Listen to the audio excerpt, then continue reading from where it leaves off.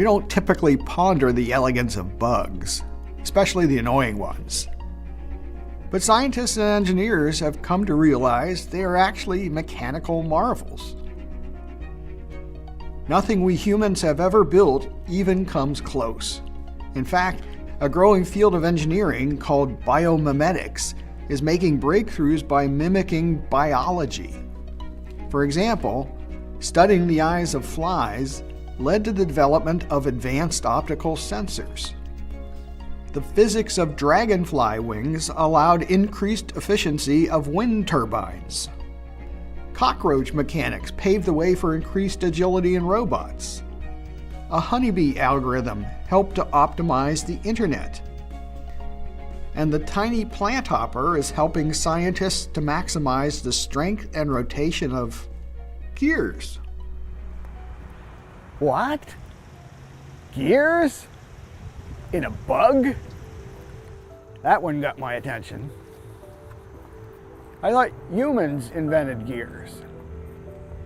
Those perfectly precise, interconnected drivers that have transformed machinery for centuries. Well, it turns out that biology is far ahead of our engineering. The plant hopper launches like a rocket and can jump more than 100 times its body length. That's like an Olympic long jumper hurtling across not one, but 2 football fields. Using special cameras, scientists at Cambridge University discovered that the plant hopper coordinates the motion of its legs with these incredibly precise gears. Making long leaps accurately requires that the legs be in perfect sync. If one leg flexed even a fraction of a millisecond before the other, the insect would lose power and tumble erratically. As one leg begins to move, the interacting gears start the other leg too. With the teeth engaged, the gears spin at a whopping 50,000 teeth per second, and the bug is propelled with maximum power and coordination. As science learns more about the structures of living organisms, we seem to be finding limitless examples of mechanisms that are both precise and purposeful, both remarkably configured and beautifully functional. So what accounts for the stark purposiveness of the machinery of life? For over 150 years, evolutionary biologists have thought they had an explanation: Darwin's theory of evolution. Darwin proposed that all life evolved simply by variation that occurred within a species. Then, natural selection determined which one survived.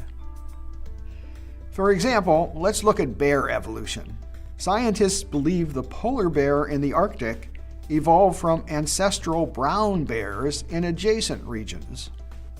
Here's a possible scenario. Many thousands of years ago, a bear cub was born with a mutation in its DNA. The change gave the lucky bear the ability to eat a high-fat diet, like seal blubber. So the mutant bear and its descendants could hunt seals for food. Generations later, a baby bear was born with another mutation that altered its color.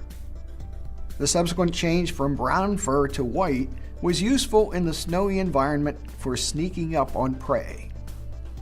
More such helpful mutations followed. So variation in the ancestral species of the brown bear, followed by natural selection for the harsh, snowy surroundings, were responsible for building the magnificent polar bear in small steps. We can see fascinating evolutionary changes in species, but modern science now knows something that Darwin didn't know: that the changes in a species that we can see are driven by molecular changes in genes and DNA that we can't see, at least not with our eyes. Now for a few $64,000 questions. What precisely are those helpful mutations in DNA? How exactly do genes change? If brown bears can give rise to polar bears, does that mean we'll see future genetic changes making new species? Will we humans mutate into superpowered X-Men? We'll open that box in our next episode on the effects of mutation.